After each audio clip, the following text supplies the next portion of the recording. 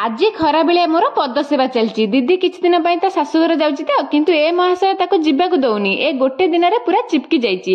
दीदी साड़ी सिरिपा पिंधि पैकिंग करी रेडी हेकला। साड़ी कथार मन पड़ला गोटे झील को पोशाक पिंधिबो सेटा संपूर्णता निज ऊपर डिपेंड करे। जो माने पोशाक को नहीं कैरेक्टर सर्टिफिकेट दियंती मते काई लागेनी से माने शिक्षित बोली।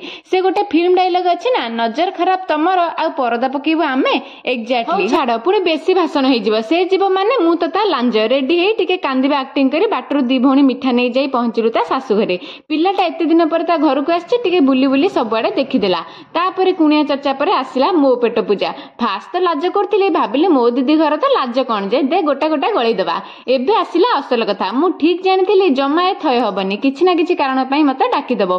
छाड़ी के आसीछि कि नै ता पर दिन डाकी देला। आमे टिके बैंक जाइथिलु। एठी मु एया के जबर जबर होउची जे आपण माने कहतु दी जनक भितर अधिक सुंदर की पुणी निजे निजे कहूची मु सुंदर बोली। छाड़ मो कथा को इग्नोर मार मु सेमती पागली परी बेले बेले हुए। काम सारी आसी लंच करी 2 घंटे के रेस्ट नेलु तापर मु सीधा घर पळै